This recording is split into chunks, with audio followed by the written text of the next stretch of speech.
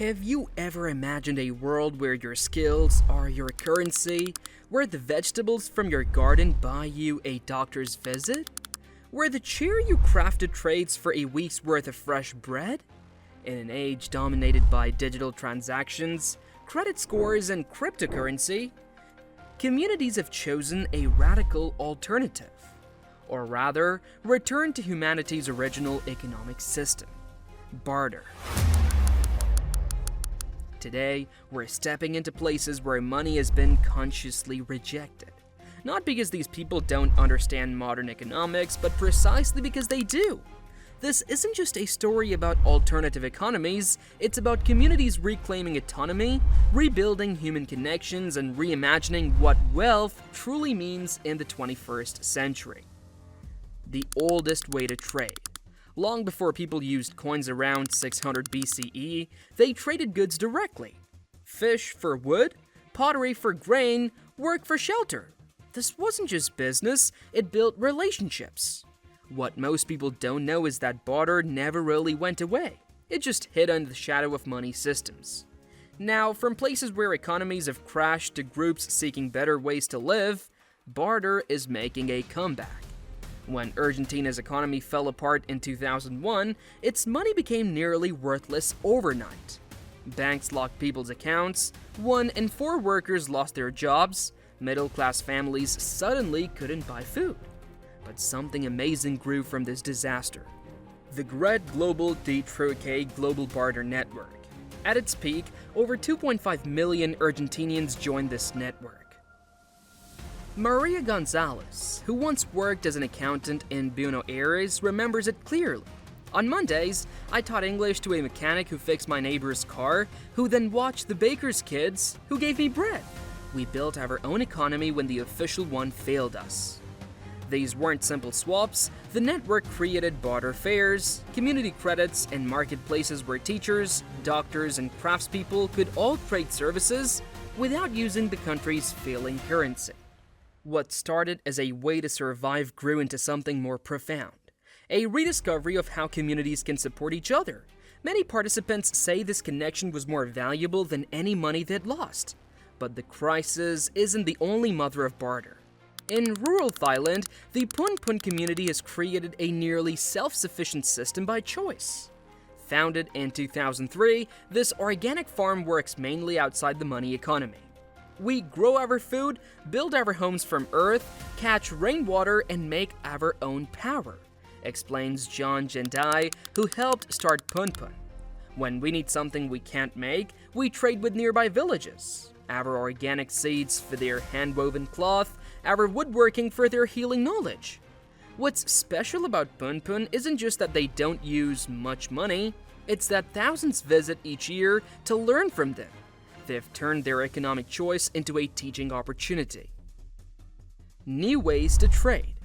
Barter has also entered the digital age, proving it's not just an old-fashioned backup system. Take time banking, where time literally becomes currency.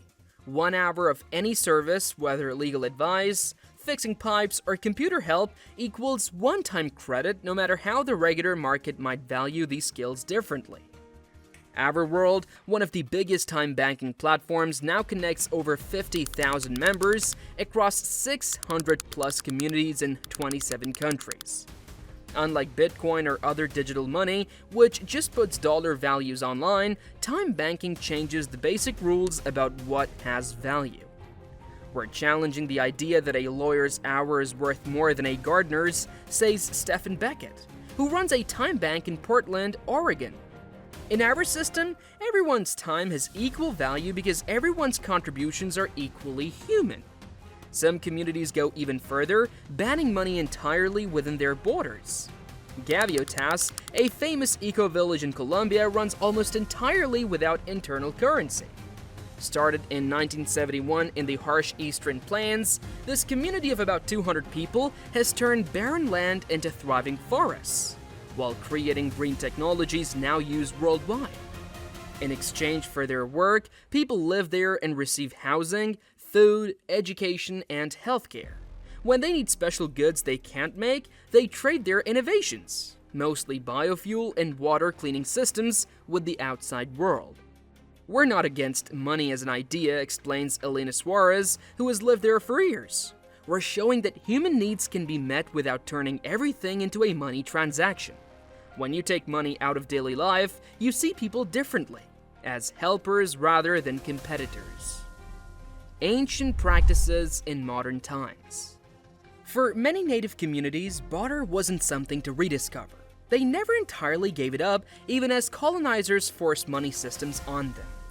In the mountain regions of Peru, Ecuador, and Bolivia, the ancient practice of trueque still occurs in weekly markets, where farmers exchange goods without using money.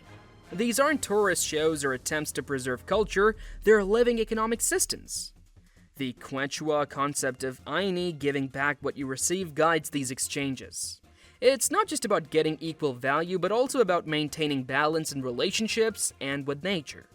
When I bring potatoes from the highlands and trade for corn from the valleys, I'm not just getting food I need, explains Juana Mamani, a Quechua farmer. I'm continuing exchanges our ancestors have made for centuries. The money economy came later, this is our original way. So why, in a time of instant payments and digital currencies, do these money-free systems not only survive but grow? The reasons go beyond just economics. Barter creates personal relationships that digital payments don't. Many essential skills are paid poorly in money economies. Barter often values them more fairly. Places with good barter networks handle economic troubles better. People left out of banking, including immigrants, homeless folks, and those with bad credit, can fully take part in barter systems. Without pressure to earn money, many barter communities use and waste less. Living without money isn't perfect, though. These communities face real challenges. Finding someone who both has what you need and needs what you have can be hard, admits David Reynolds, who helped start a barter network in Detroit. Healthcare creates special problems. While some communities include healers and even doctors who accept barter, complex medical procedures usually require money. Legal hurdles exist too. Most governments demand tax payment in official currency, even on bartered goods and services. Authorities have shut down some barter networks, worried about untaxed trading. What we can learn? What can these money-rejecting communities teach the rest of us? First, they show that how we exchange value is a choice, not something set in stone. Money is a tool we invented, not a law of nature. Second, they prove that economic systems can aim for different goals. While regular economies try to maximize growth and profit, barter systems often maximize resilience and human connection. Finally, they remind us that having different economic approaches creates stability. Just as biodiversity protects nature from collapse, diverse economic systems protect human communities from the failure of any single approach. These barter communities aren't just keeping old practices alive, they're creating new ones. Many are building hybrid systems that combine the relationship building of direct exchange with the reach of modern networks. The Common Ground Country Fair in Maine brings together thousands each year for a massive barter market alongside a local currency. Burning Man's temporary city runs almost entirely on a gift economy for a week annually, pushing participants to rethink how exchange works. Even within regular economies, barter elements are coming back. The sharing economy, though primarily monetized through apps like Airbnb, has reintroduced the idea of using excess capacity through sharing rather than buying. When studying these communities, it becomes clear that barter is never just about economics, it's about restoring human connection to trade. When Elena trades her homemade cheese for Miguel's carpentry in the Sigo Sosola cooperative in Venezuela, they aren't just swapping goods, they're strengthening community bonds. They're building protection against market ups and downs. They're practicing economic democracy. In a world increasingly ruled by automated transactions, computer-set prices, and digital currencies, these face-to-face exchanges represent something profoundly countercultural: the belief that economics can and should be personal. That's all for today's video. Thanks for watching. Don't forget to like, subscribe, and join us next time as we uncover more hidden truths from around the world.